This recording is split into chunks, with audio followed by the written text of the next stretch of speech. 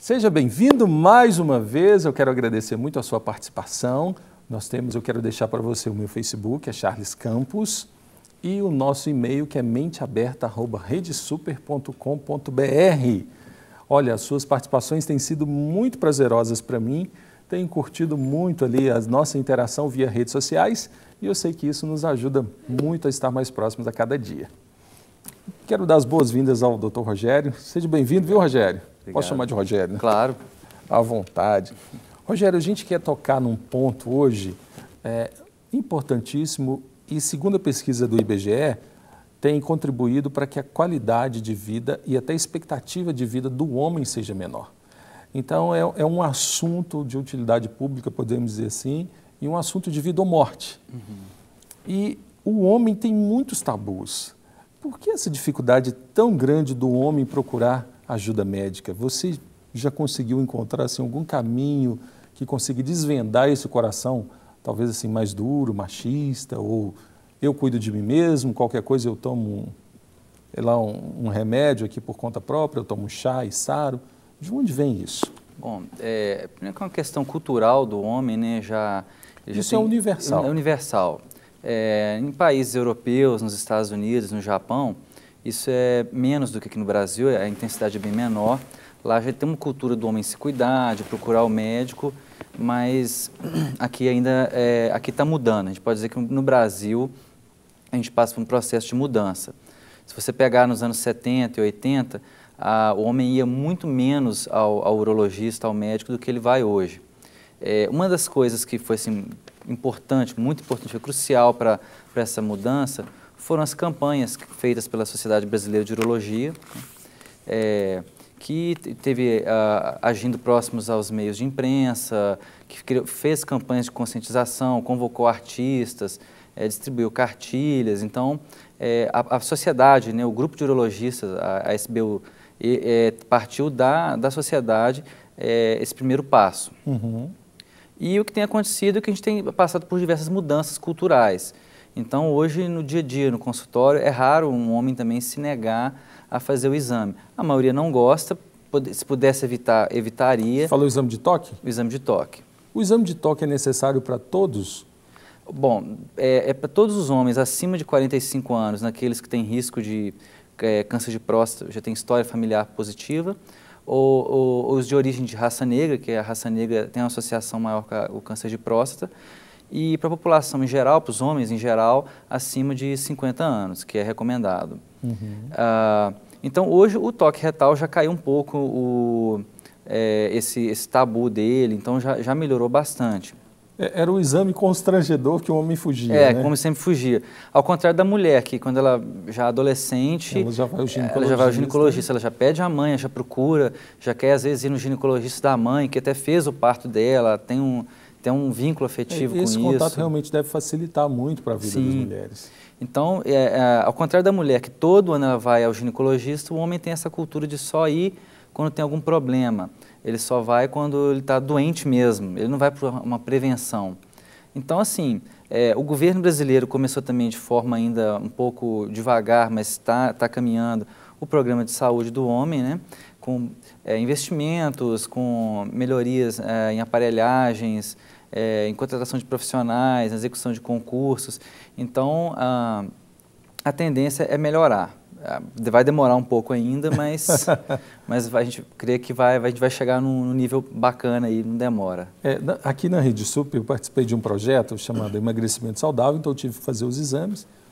E olha, para mim foi uma vergonha, porque a última vez que eu tinha feito o exame, um check-up, foi quando eu casei, 14 anos atrás. Então eu vejo que assim, tá passando mal, tá com gripe, toma aqui um analgésico que melhora. E assim a gente vai levando. Graças a Deus está tudo assim tranquilo, mas poderia ter uma surpresa desagradável. E nem sempre é falta de recurso. Que, por exemplo, muitos têm plano de saúde, eu mesmo tinha um plano de saúde esse tempo todo e praticamente não usava, nem em caso extremo, com febre, fica em casa de repouso que passa. E agora, mas há uns 8 anos atrás, minha filha está fazendo 7 anos agora, então tem 8 anos, eu tive muita dificuldade de engravidar. E a minha esposa também não poderia engravidar. E pela primeira vez eu tive contato com um urologista, que eu tive que procurar para fazer uma pesquisa e fazer até um exame muito constrangedor, que é o exame de espermograma. E depois fiz uma cirurgia de varicoceles.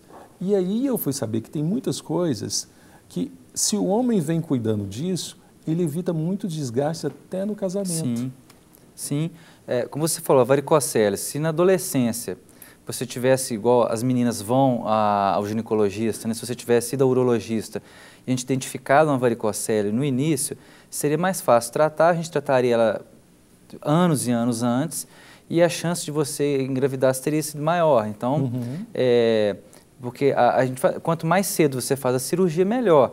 E às vezes até tem um desgaste. Muitos casais às vezes ficam tentando engravidar, às vezes começa uma guerra no casamento, porque às vezes fica um acusando o outro, a culpa é minha, a culpa é sua, de quem que é a culpa, vão adotar, não vão parar de tentar, e acaba que a qualidade sexual do casal piora muitas vezes, em alguns casos.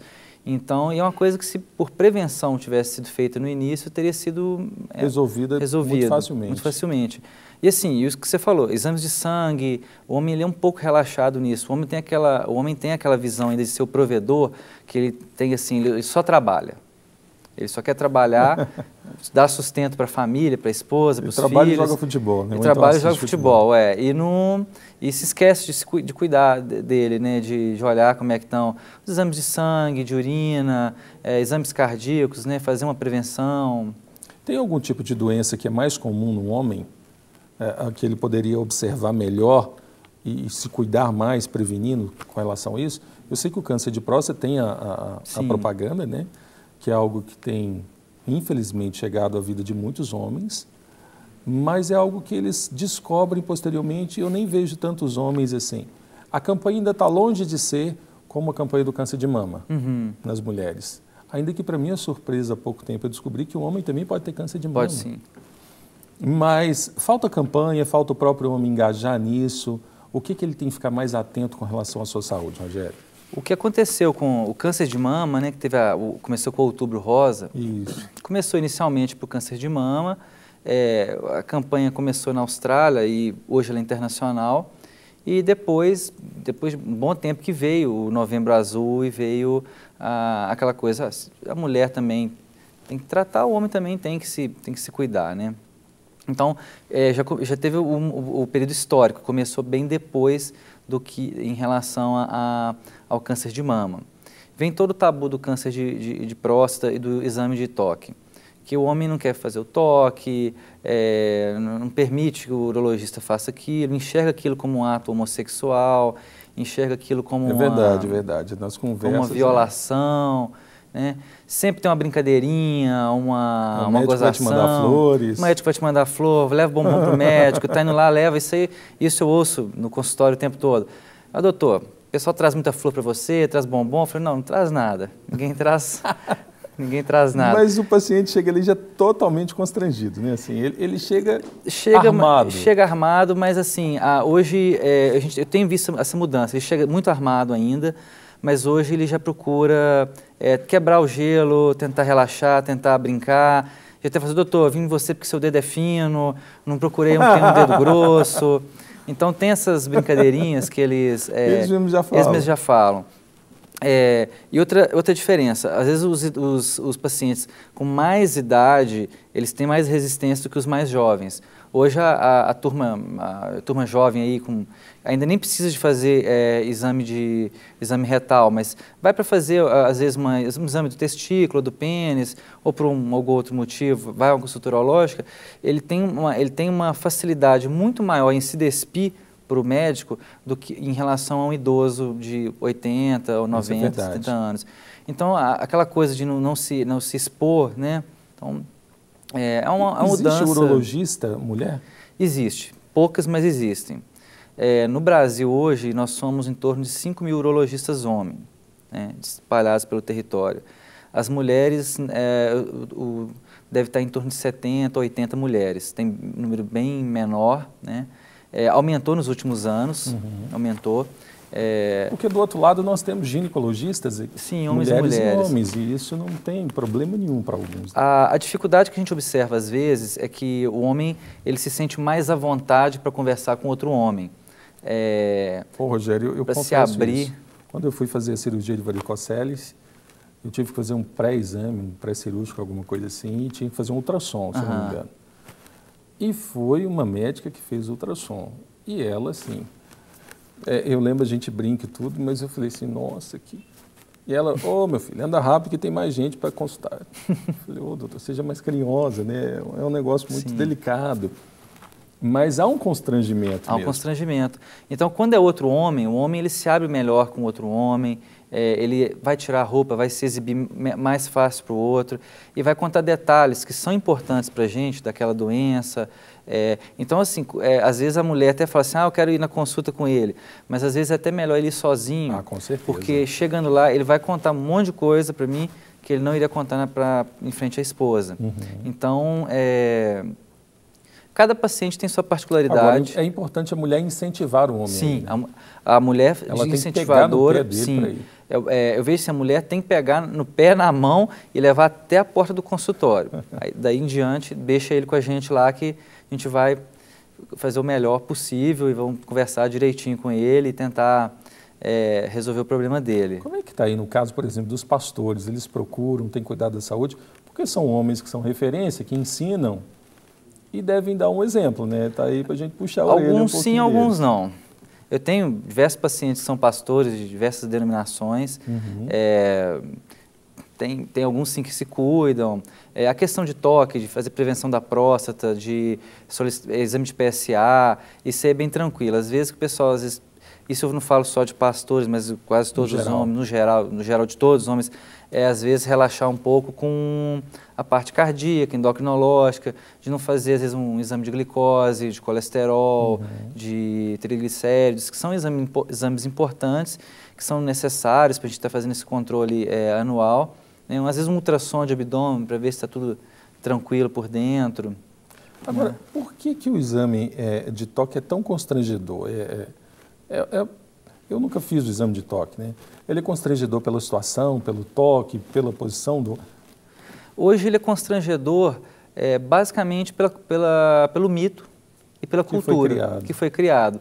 De que Porque eu imagino que o exame ginecológico para a mulher deve ser a mesma coisa. Tão constrangedor mais do que o próprio... A diferença é que o toque retal, ele é um exame que incomoda um pouco, sim, né? Ele é um exame que incomoda e a sensação que ele dá no paciente é como se ele estivesse evacuando. Então, não é uma coisa que é dolorosa, que vai te machucar, vai te deixar depois do exame machucado, ou você vai lembrar daquela semana toda, não é bem assim. O exame é bem tranquilo. Emocionalmente, talvez alguns lembram. Sim. Meses. Né? Meses. Mas hoje, assim, a posição, a gente pode realizar esse exame em diversas posições, com o paciente deitado, eu estou te perguntando isso, assim, porque existe muito, o mito é muito forte. Sim, o mito é muito grande. E geralmente se faz muita piada, tem programas de humor, se faz muito isso. Então, para a gente esclarecer menos, a pessoa não precisa ter medo. Não é aquela posição que ele vai ficar ali, constrangedor. Ou seja, existem outras formas de fazer o exame, onde o médico, no caso, deixa o paciente à vontade. Sim. Eu tento, sim, a gente tenta sempre estar conversando bastante com o paciente, orientando quanto à relação ao exame, a importância daquele exame. Hoje, por mais que a gente já tenha exame de PSA, ultrassom, exames que complementam ele ainda é fundamental. A avaliação da gente, do urologista, ela é muito importante. Ali eu consigo saber o tamanho daquela próstata, a consistência dela, eu consigo sentir se tem algum tumor nela. Então, o toque ele é muito importante. A avaliação que a gente tem... É a única forma de você ter contato com a próstata. Sim. É o melhor tipo, né? Não, é o melhor exame. Para saber o tamanho da próstata, o ultrassom dá uma noção boa, né? A gente consegue pegar aí um tamanho... mas ali é o exame de toque, o toque mesmo. O toque, você está sentindo a próstata. Eu tenho até um trabalho que eu fiz, já está publicado, a gente comparou o toque com o ultrassom e o peso real da próstata. Depois que a gente operava o paciente, aquela próstata ia para análise. O dedo do urologista foi mais específico e sensível do que o ultrassom. Ou seja, o dedo acabou sendo mais exato, com a acurácia maior, em relação ao ultrassom. Porque até mesmo que você está em contato direto. Tem contato direto, você sente o órgão, né, sente a próstata. Então, a gente vê assim, está mudando isso, eu creio que ao longo dos anos isso vai ser permitido, né? Em termos de constrangimento, é tão constrangedor quanto o exame vaginal. Sim, sim. É tão constrangedor quanto o exame vaginal. É o que você falou, o exame da mulher ele já começou antes, né? Ele já começa como uma necessidade desde a adolescência. Então ela vai convivendo com aquilo a sociedade já acostuma. E o homem ele se vê com o toque retal, ele se vê com esse, aos 45, 50 anos, já na metade da vida, que ele se depara de ter que começar a procurar um médico todo ano e de ter que fazer um exame anualmente também. Tem algum tipo assim Tem algo que seja mais prejudicial ou que possa favorecer o câncer de próstata? Não, ou isso é genético? Não, é genético. A gente não tem nenhuma relação com, às vezes, alcoolismo, tabagismo, que são, vamos dizer assim, as drogas que mais afetam o ser humano, mas a gente... e também com prevenção. Existem aí os licopenos, que são a base que vem do tomate. Existem diversos estudos que mostram algum benefício, mas ainda é coisa que não dá para a gente sair passando para todo mundo e não dá para a gente afirmar. São estudos ainda. A gente vê que tem algum benefício, mas não sabe ainda tudo. A gente não tem todo o conhecimento acerca do uso dos licopenos, né? Você preparou um vídeo, né? Você enviou Sim, um tem vídeo. os vídeos que... E vou pedir para o Rodrigo colocar esse vídeo e você comentar um pouco sobre esse vídeo, porque ali você explica um pouco a diferença de um para o outro. Pode colocar, André. Bom, aqui a gente tem a próstata, que é esse órgão amarelado, amarronzado, né? Tem a próstata, aí ela cortada. Essa região em destaque é a região que é mais comum, ela tem um crescimento. Então, tem dois tipos de doenças que são mais comuns na próstata. Uma delas é a HPB, que é a hiperplasia prostática benigna, e a outra é o câncer de próstata. Esse vídeo é sobre a HPB, que é a hiperplasia prostática benigna. É um crescimento da próstata, ele acontece porque a próstata é o envelhecimento natural dela, igual o cabelo da gente fica branco, a pele enruga, a próstata cresce, é o envelhecimento dela. E o que o vídeo mostra é ela crescendo e indo em sentido da bexiga e apertando a uretra, que é o canal. Por isso que algumas pessoas têm, por isso que eles falam que os idosos têm dificuldade de urinar ou vão mais ao banheiro. Isso. Entendi. E assim, ela é uma doença benigna, então você não vai morrer por causa da HPB, da hiperplasia prostática benigna. Só que por anos consecutivos dessa obstrução urinária, você vai ter lesões na bexiga, nos rins e pode ter problemas mais graves. Fora o incômodo do idoso de ter que levantar aí 10 vezes durante uma noite para poder urinar. Você sabe que na igreja, a gente tem um trabalho na Igreja Batista Lagoinha, até um abraço para o pastor Paulo César, que eu trabalho com a terceira idade. Que bacana. E é um culto, e para mim, eu descobri assim, um culto mesmo, no dia que eu fui deixar minha filha, no culto com meu pai, ele participa desse culto.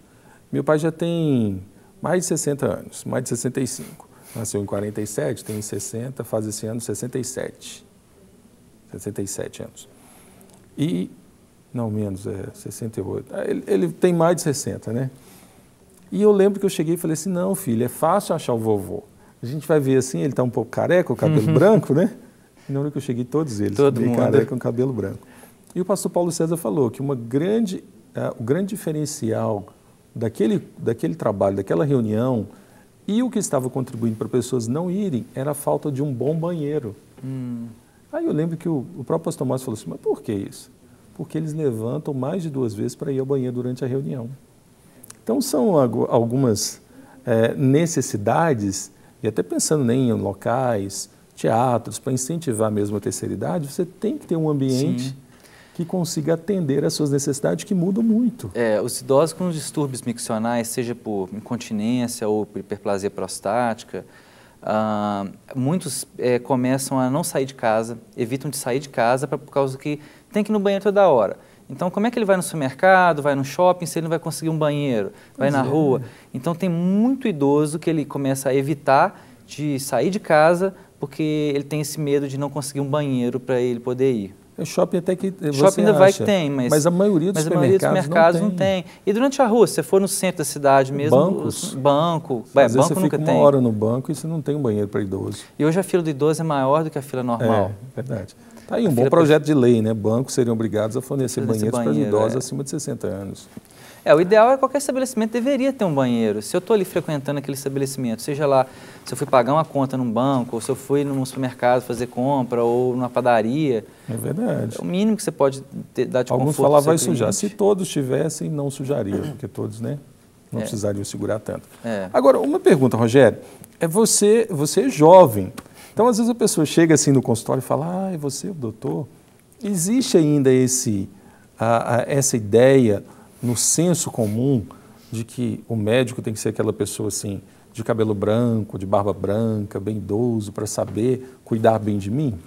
Hoje mudou um pouco isso também, porque eu converso muito, gosto de conversar. E eu tenho muito paciente idoso, eu vou dizer que quase todos os meus pacientes são mais velhos do que eu, até porque eu trabalho com terceira idade, trabalho com idoso. Eu gosto muito de conversar, eles gostam de conversar também. Eu adoro quando chega alguém com, assim, muitos anos de Belo Horizonte, me contam histórias de como que era a cidade, de como que era o centro. Me contam, assim, algum lugar que hoje foi demolido. Então, é até um perigo, porque aí uma consulta minha passa de hora e a gente fica conversando. Uma terapia ou consulta. Né? E a gente fica conversando. Então, essas histórias antigas da cidade, eu gosto muito de ouvir. Quando me contam da época que tinha bondes, teatro municipal, eu dou muita atenção para os meus pacientes, né? Como eu falei, eu gosto muito de conversar, mas hoje isso mudou. Ainda existem aqueles pacientes que procuram médicos mais velhos ou mais titulados, e tem aqueles que procuram médicos mais jovens dentro de uma outra ótica, que hoje eu vejo assim, você também que é jovem, a gente que é jovem, a gente está mais perto da tecnologia, dos avanços de atualização também, a gente consegue se atualizar melhor hoje com internet, com artigos científicos online, então e isso hoje o paciente procura muito, ele procura um profissional que seja contemporâneo, que seja contextualizado no mundo de hoje, né? Que tenha um bom conhecimento, mas também que ele esteja inserido nesse está se tornando um benefício, né? Sim. Está se transformando, está vindo muito mais a favor do que contra. Do que contra, sim. Agora, tem algum assunto, por exemplo, você é convidado para palestrar, para falar em alguns lugares? Sim, eu faço muita palestra sobre câncer de próstata, HPV, isso eu falo muito, vou em empresas, em igrejas também, trabalho de igreja é muito gostoso, a gente tem a oportunidade de levar para muita gente, né? Às vezes até maior do que de empresas, quando a gente consegue um público grande, né? No domingo, porque a igreja tem uma concentração maior. Você tem uma concentração maior. Falo também de diversos temas de sexualidade, né, da parte da urologia, né? A minha área de atuação na urologia é a parte de sexualidade e andrologia, a parte de hormônios sexuais. Olha, nós vamos combinar. Então, nosso tempo praticamente acabou. Então, vou falar com o Rodrigo, o Taniguchi, para a gente marcar para a gente falar um pouco agora sobre esse outro lado, da sexologia. Porque tem tudo a ver, né? Sim. E aí existem inúmeros mitos, né?